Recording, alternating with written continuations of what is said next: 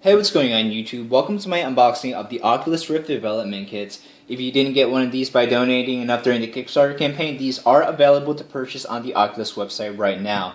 This is very obvious that it's not a product intended for consumers. Everywhere on the website it's written that the development kit is for indie developers or somebody from a publisher that wants to work the Oculus Rift support into their software. But if you are a consumer interested in the Oculus Rift development kit, the reason you would buy this is to look at it critically. Look at it from a reviewer's perspective. Think about where the Oculus needs to go and what are the hurdles hindering the Oculus from making its way into, mainstream gaming, even though I don't think it'll have a problem selling. These things will probably sell like hotcakes in Maryland when they come out.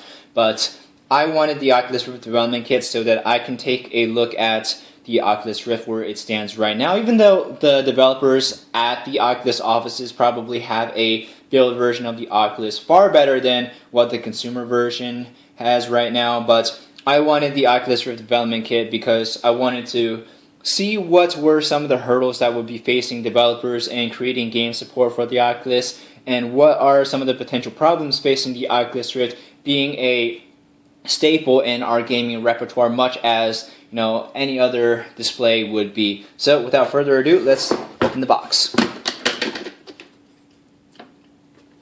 Okay, so here is the actual unit itself, Oculus development kit, and here we have the head strap already pre-installed. The foam came off and 2 lenses are installed already, but there are additional lenses included in the development kit.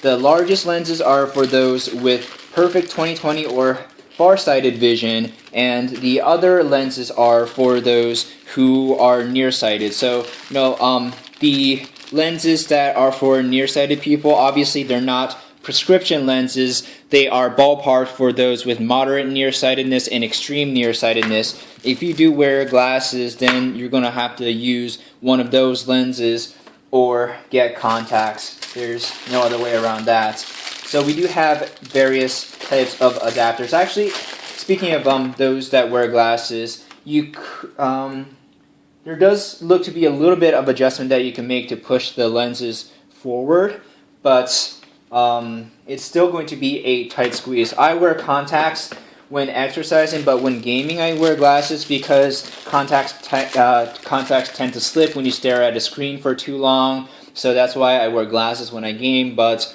when I'm using the Oculus I don't have very many options, so I'll probably just use contacts. We have a variety of adapters,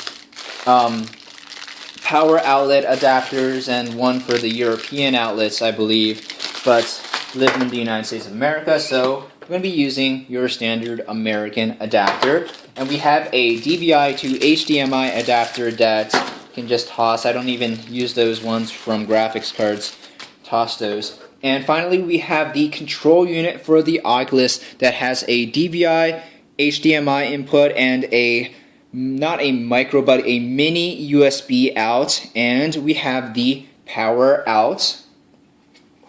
Finally, there are adjustments on the control module for brightness and powering on the unit. Okay, yes, I did consult the manual, so the half filled in circle is adjusting the contrast. Damn it, why am I so unfamiliar with symbols? Finally, the last thing in the box, actually I lied, this is the second to last thing in the box. This is an HDMI cable, and you get a USB. Alright, so I'm going to go ahead and set this up with my computer, and I'll get back to you once I have a game going.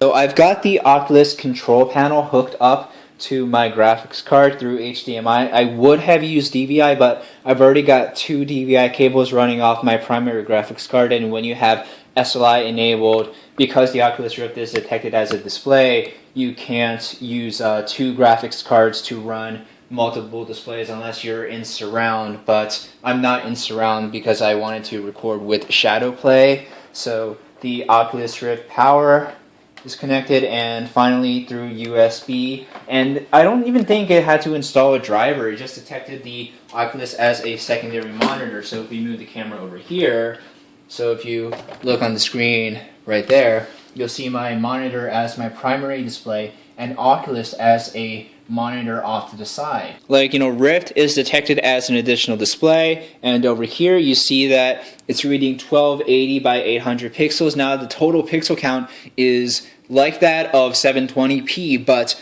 remember you have two eyes, so it's basically like 480p per eye. And when you're looking at the Oculus, the lens is, let me take off a lens so that you can actually see the monitor. So yeah, there you go. So you see my wallpaper extension. Let me bring down my NVIDIA control panel so you can see the wallpaper on my screen stretched over into, oh wait a second, yeah, that's my screen wallpaper.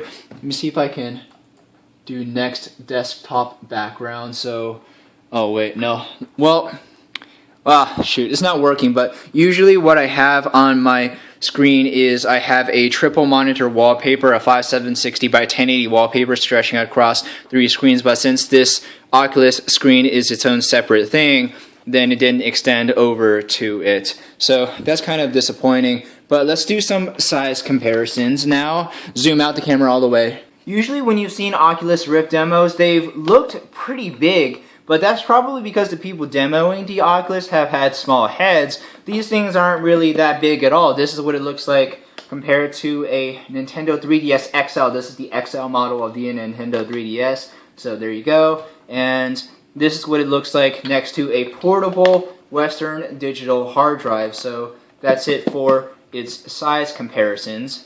I'm in a game, it's Strike Suit Zero. I've never played this game before. I only got it on sale for the Oculus support. I'm using a gamepad. It's required that you use a gamepad with this. So let me get back into game real quickly. I'm not going to be wearing the headset, but I'm just going to show you, like, look at the head tracking. You're in a ship and, oh wait, no, I got to show you the screen.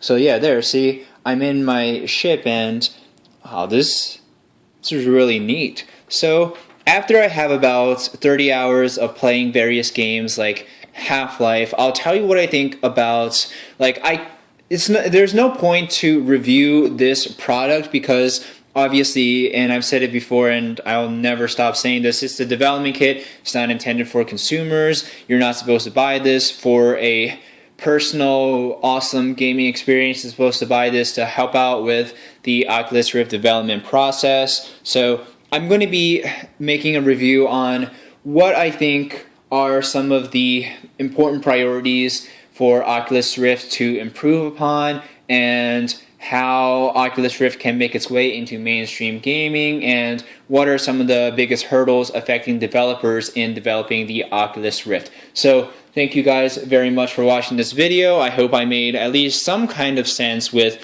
telling you guys what I wanted the Oculus Rift for. But thank you for watching, and I will see you next video.